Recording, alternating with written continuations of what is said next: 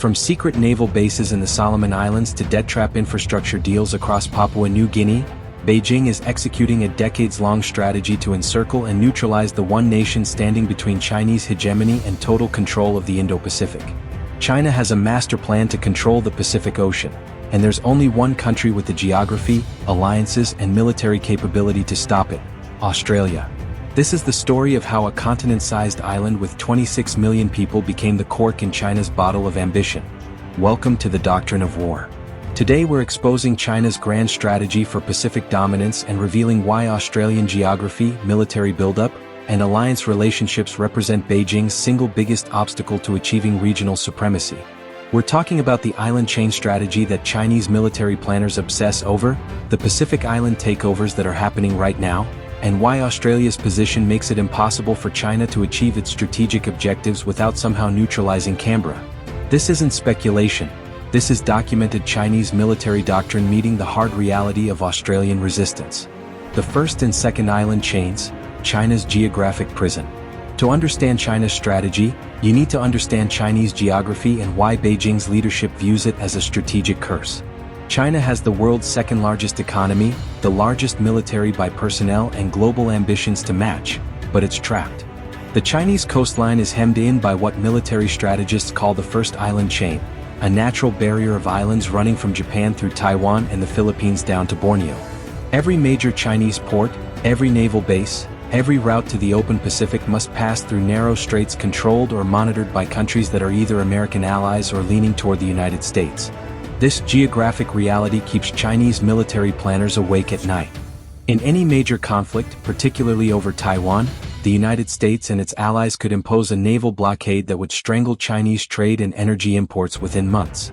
Roughly 80% of China's oil imports flow through the Strait of Malacca, a narrow waterway between Malaysia and Indonesia that's easily monitored and potentially blockaded. Chinese food imports, industrial raw materials, and export goods all transit through choke points that hostile powers could close. For a country that imports 70% of its energy and depends on maritime trade for economic survival is an existential vulnerability.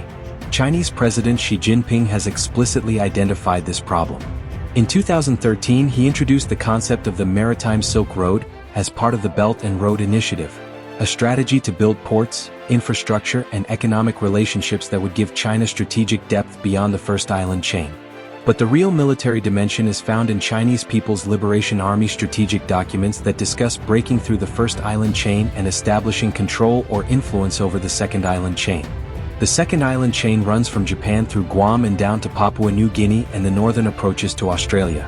If China can project power into this space, through naval bases, airfields, intelligence facilities, or even just civilian ports that could be militarized during a crisis, it breaks out of its geographic prison and gains strategic freedom of action. This is the great game of 21st century geopolitics, and Australia sits right at the southern terminus of both island chains. Look at a map. Australia controls the approaches to the Indian Ocean through the Lombok Strait, the Sunda Strait, and the Timor Sea. Any Chinese vessel moving from the Pacific to the Indian Ocean, where China's energy imports originate, must pass through waters Australia can monitor and potentially control. Australia's Northern Territory sits less than 500 kilometers from Indonesia, the world's largest archipelago and a key arena of US-China competition.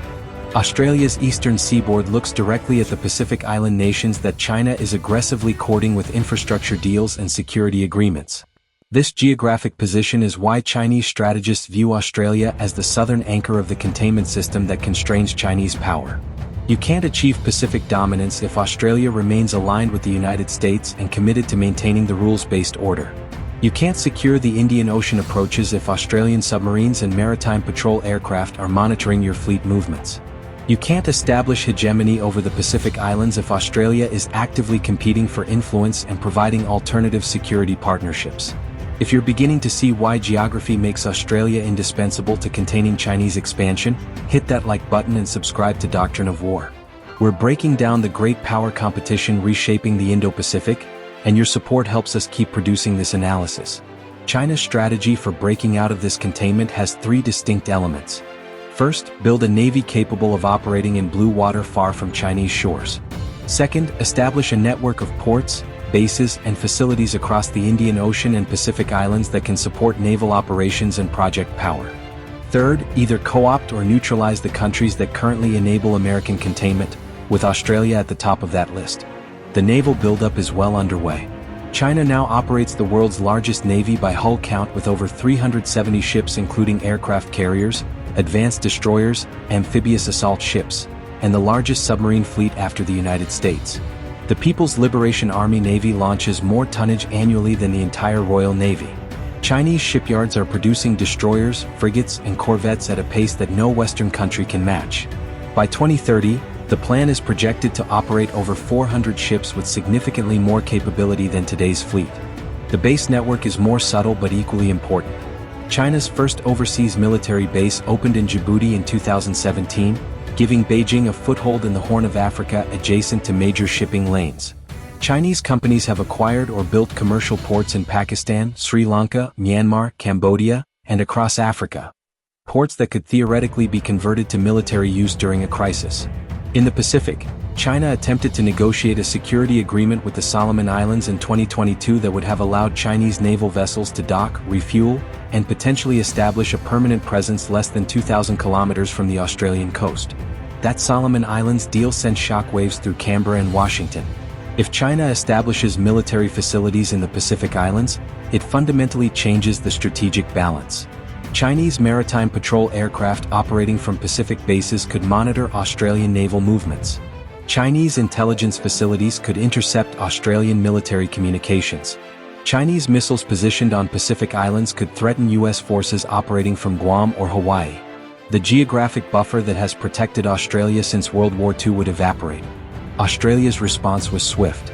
Then Prime Minister Scott Morrison said a permanent Chinese military base in the Pacific would cross a red line for Australian security. Australian diplomats and intelligence officers fanned out across the Pacific, offering infrastructure deals, security assistance, and economic partnerships to countries being courted by Beijing. Australian defense officials quietly warned Pacific leaders that Chinese security agreements come with strings attached: surveillance of their citizens, restrictions on their sovereignty, and potential involvement in conflicts that don't serve their national interests. Diplomatic competition is ongoing and intense. China has vast financial resources and a willingness to offer no-strings-attached loans that appeal to Pacific Island governments struggling with development needs. Australia can't match Chinese spending dollar for dollar, but it offers something Beijing cannot: genuine partnership based on shared democratic values, transparent governance, and no hidden agendas. The Pacific Islands remember that Australia has been a consistent partner for decades, providing disaster relief, economic assistance, and security cooperation without demanding political subservience. The geographic reality also favors Australia. Pacific Island nations are closer to Australia than China. Australians have deep cultural, economic, and personal connections throughout the Pacific. Hundreds of thousands of Pacific Islanders live in Australia, Australian businesses operate throughout the region, and Australian aid workers, teachers, and volunteers have been working in these countries for generations. China can offer money, but Australia offers relationships. Yet China's strategy isn't just about building bases, it's about creating economic dependencies that translate into political leverage. Through the Belt and Road Initiative, China offers massive loans for infrastructure projects: ports, roads, telecommunications networks, government buildings. These loans often come with high interest rates and terms that favor Chinese contractors using Chinese materials and Chinese labor. When countries inevitably struggle to repay, China can demand strategic concessions: access to ports, telecommunications data, or political support on issues like Taiwan and the South China Sea. Sri Lanka is a cautionary tale. After borrowing heavily from China to build the Hambantota port and then defaulting on the loans, Sri Lanka was forced to sign a 99-year lease giving China control of the port and 15,000 acres of surrounding land. The port sits along one of the world's busiest shipping lanes and could easily be converted to military use. This is debt trap diplomacy, offering loans countries can't refuse and then converting debt into strategic assets when they can't repay. China has attempted similar strategies across the Pacific.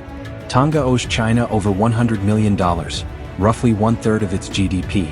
Samoa has borrowed heavily for Chinese-built infrastructure. Vanuatu has allowed Chinese telecommunications companies to build its digital networks, raising concerns about espionage and data security. Papua New Guinea has accepted billions in Chinese investment for roads, ports, and government facilities. Australia has responded by offering its own infrastructure financing through the Pacific Step-Up Policy and the Australian Infrastructure Financing Facility for the Pacific. These programs provide grants and low-interest loans for infrastructure projects throughout the region, deliberately undercutting Chinese offers and providing Pacific nations with alternatives. It's economic competition with strategic stakes, keeping Pacific countries aligned with Australia and the rules-based order rather than slipping into China's sphere of influence. Australia's strategic countermove, geography, alliance, and military power. Now let's examine exactly how Australia stands in China's way and why Beijing has been unable to overcome Australian resistance. It comes down to three factors: geographic advantage, alliance relationships, and growing military capability. Each individually would be significant. Combined, they pose an obstacle that Chinese strategists have yet to solve. Start with geography. Australia is massive, the sixth largest country on Earth with 7.7 million square kilometers of territory. The northern coastline alone stretches over 12,000 kilometers, providing countless locations for military facilities, surveillance stations, and naval bases. Australia's exclusive economic zone covers 10 million square kilometers of ocean, making it one of the largest maritime domains in the world. This gives Australia strategic depth that's impossible to neutralize through conventional military means. The critical geographic feature is Australia's position astride the sea lanes connecting the Pacific and Indian Oceans. Any Chinese naval vessel traveling between these oceans must pass through Indonesian waters that are monitored by Australian intelligence facilities. The Signals Intelligence Stations at Shoal Bay in the Northern Territory and Geraldton in Western Australia can track ship movements throughout the eastern Indian Ocean and approaches to Southeast Asia. Maritime patrol aircraft operating from RAF bases Learmonth, Curtin, and Darwin can survey thousands of square kilometers of ocean, detecting and tracking surface vessels and submarines. This surveillance capability makes it virtually impossible for China to operate undetected in these waters. During peacetime, Australian intelligence tracks every Chinese naval vessel that passes through regional waters, building a database of acoustic signatures, movement patterns, and operational behaviors. During a crisis, this surveillance network becomes a real-time targeting system that can cue Australian submarines, surface vessels, or aircraft to intercept or shadow Chinese forces. Australia's northern military infrastructure is being systematically upgraded to handle increased operational tempo. The Bear Bases program is improving 4 airfields in northern Australia, RAF bases Darwin, Tyndall, Curtin, and Shergar, to support higher numbers of aircraft and more intensive operations. These facilities can accommodate U.S. bombers, fighters, tankers, and surveillance aircraft, extending American air power reach thousands of kilometers into the Indo-Pacific. During a Taiwan crisis, these bases would be critical for maintaining air superiority and conducting strike missions against Chinese forces. Pine Gap, the joint U.S.-Australia intelligence facility in Central Australia, is one of the most strategically valuable installations on Earth. This facility provides early warning of ballistic missile launches, tracks satellites, intercepts communications, and supports American nuclear command and control. Chinese military literature explicitly identifies Pine Gap as a critical vulnerability that would need to be neutralized in any major conflict. The problem for Beijing is that attacking Pine Gap means attacking Australia, which triggers ANZUS and potentially brings in other allies including Britain and Japan. The alliance dimension is where Australian strategy really shines. Through ANZUS, Australia has an ironclad security guarantee from the United States. Any attack on Australian territory is automatically considered an attack on U.S. interests. This makes the cost of directly confronting Australia prohibitively high. Beijing would be fighting not just Canberra but Washington, and potentially the entire Western alliance system. This is deterrence through alliance, and it's extraordinarily effective. But Australia doesn't just rely on American protection. It actively contributes to U.S. capability in the region. The 2,500 U.S. Marines who rotate through Darwin annually represent a ready reaction force that can respond to crises throughout Southeast Asia and the Pacific. American submarines use HMAS Sterling in Western Australia for resupply and maintenance, extending their patrol endurance.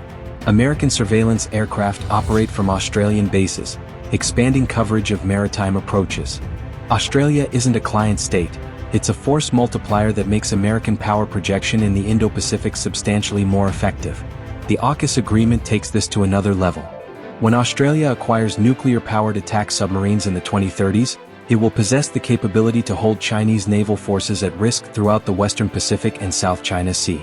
These submarines can patrol the Taiwan Strait, monitor Chinese naval bases on Hainan Island, shadow Chinese aircraft carrier groups, and threaten Chinese amphibious forces, all while remaining virtually undetectable.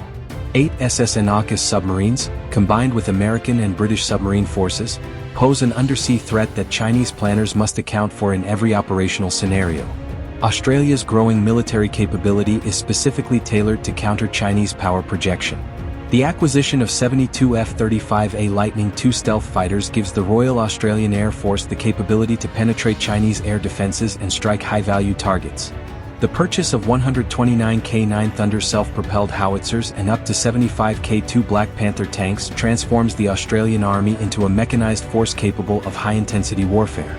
The $48 billion investment in 9 Hunter-class frigates and 6 Hobart-class destroyers creates a surface fleet optimized for anti-submarine warfare and integrated air defense. These aren't defensive capabilities, these are offensive systems designed to project power and hold enemy forces at risk at long ranges. Australia is building a military that can fight forward, striking Chinese forces in contested areas rather than waiting for them to approach Australian territory. This forward defense posture complicates Chinese operational planning and forces Beijing to account for Australian capability in every scenario from Taiwan to the South China Sea. The qualitative advantage matters as much as the quantity. Australian forces train to Western standards, exercise regularly with American forces, and benefit from NATO interoperability. Australian pilots have trained at Top Gun. Australian Special Forces have served alongside British SAS and American Delta Force. Australian naval officers have embedded with U.S. carrier strike groups. This creates a level of professionalism and capability that simply cannot be measured in raw numbers. China's People's Liberation Army, despite its size and modernization, still suffers from limited combat experience and systemic weaknesses. Chinese pilots fly significantly fewer hours annually than their Western counterparts. Chinese naval forces have limited blue water operational experience. Chinese combined arms doctrine is still maturing. These aren't fatal weaknesses, but they create opportunities for smaller, highly capable forces to achieve outsized effects. Australia's cyber and space capabilities also pose problems for China. The Australian Signals Directorate is one of the world's premier signals intelligence and cybersecurity agencies, conducting both defensive and offensive cyber operations. Australian participation in the Five Eyes Intelligence Alliance gives Canberra access to American and British cyber capabilities and intelligence that far exceed what Chinese cyber forces can achieve against well-defended targets. In modern warfare where information dominance is critical, this is a decisive advantage. The diplomatic dimension amplifies military capability. Australia has defense agreements with Japan, South Korea, Singapore, Indonesia, Papua New Guinea, and other regional partners. These agreements enable intelligence sharing, joint exercises, and coordinated responses to crises. They also create a network of countries that have a vested interest in maintaining Australian security and opposing Chinese aggression. If China threatens Australia, it's not just threatening one country, it's threatening a network of partnerships that collectively represent formidable capability. Australia's economic relationship with China adds another layer of complexity to Beijing's strategic calculations. China is Australia's largest trading partner, but that relationship cuts both ways. Australian iron ore is critical for Chinese steel production. Australian natural gas and coal are important energy sources. When China attempted to coerce Australia through trade restrictions in 2020, Chinese power plants and steel mills suffered shortages that hurt Chinese economic growth. Beijing learned that economic interdependence creates mutual vulnerabilities, not one-sided leverage.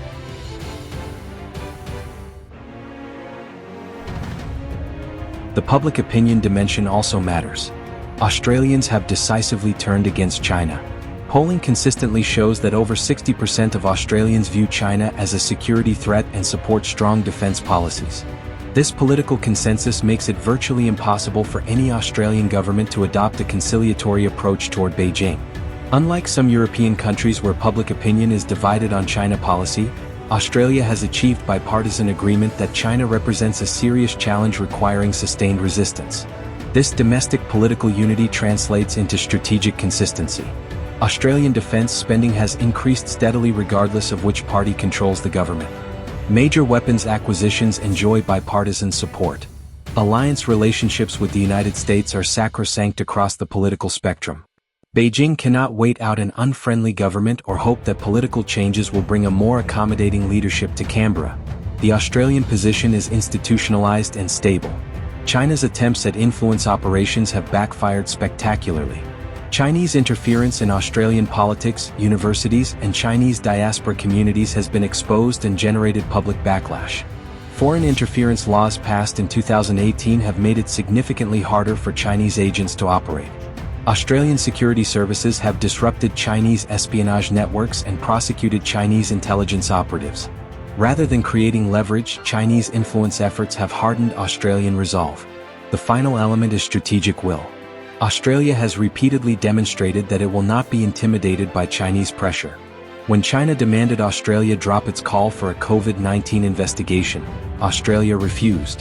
When China imposed trade sanctions, Australia found alternative markets and absorbed the economic pain.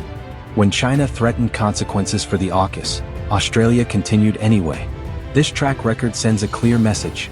Australia cannot be coerced, cannot be bought, and will not compromise on core security interests no matter what economic pressure Beijing applies. For China, this creates an unsolvable problem. Achieving Pacific dominance requires neutralizing or bypassing Australia. Neutralizing Australia militarily would require attacking a US ally, which means war with America, something China wants to avoid. Neutralizing Australia economically has failed because Australians are willing to accept economic costs to maintain security. Neutralizing Australia diplomatically is impossible because Australian domestic politics are aligned against accommodation. And bypassing Australia geographically doesn't work because Australian territory controls the critical sea lanes and provides irreplaceable locations for surveillance and force projection. The strategic reality is that China's plan for Pacific dominance runs directly into Australian geography, alliance relationships, and military capability, and there's no way around this obstacle that doesn't involve unacceptable risks or costs. Australia doesn't need to defeat China militarily to succeed. It needs to make Chinese dominance impossible by denying Beijing the strategic freedom of action required to impose its will on the region. That's exactly what Australia is doing.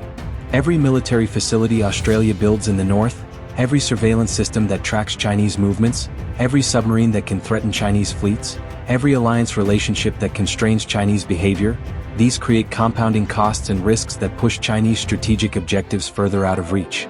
Australia is playing defense, but defense can be a winning strategy when you control critical terrain and have powerful allies backing your position. China's grand strategy for the Pacific was always ambitious.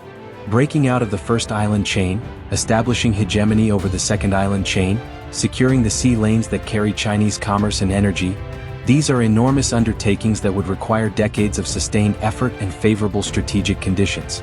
What Chinese planners didn't fully account for was that Australia would refuse to accommodate these ambitions and would instead build the capability to actively resist them. The geography cannot be changed. The alliances are deepening rather than fracturing. Military capacity is growing, not shrinking. And Australian strategic resolve is stronger than ever. These facts fundamentally constrain what China can achieve in the Indo-Pacific, no matter how large its economy grows or how many ships it builds. This is why Beijing's propaganda apparatus regularly denounces Australia as a pawn of American imperialism and threatens consequences for Australian interference in regional affairs. Its psychological projection: China is frustrated that its grand strategy is being stymied by a country with less than 2% of China's population. Rhetoric shows anxiety, not power. Australia stands in the way of Chinese Pacific dominance not because Canberra seeks confrontation, but because Australian geography, interests, and values are fundamentally incompatible with Chinese hegemony. The Indo-Pacific rules-based order that has brought prosperity and stability to the region for 75 years depends on freedom of navigation, respect for sovereignty, and peaceful resolution of disputes. China's vision of regional order involves Chinese primacy, coerced compliance, and spheres of influence where might makes right. These visions cannot be reconciled. One will prevail over the other. And Australia has chosen which side it's on, firmly, unambiguously, and with growing capability to back up that choice with military power. The cork stays in the bottle, and China's expansionist ambitions keep running into the hard reality of Australian resistance. The great power competition of the 21st century will be decided in the Indo-Pacific. Australia is proving that geography, alliance, and resolve can trump raw size and resources. China's plan for Pacific dominance is failing because Australia refuses to get out of the way. Thanks for watching Doctrine of War. If this analysis of the Australia-China strategic competition provided value, Subscribe to the channel and hit that notification bell so you don't miss our next deep dive. Comment your thoughts on how this competition evolves from here. And remember, stay informed, stay sharp, and understand the forces shaping our world. We'll see you in the next one.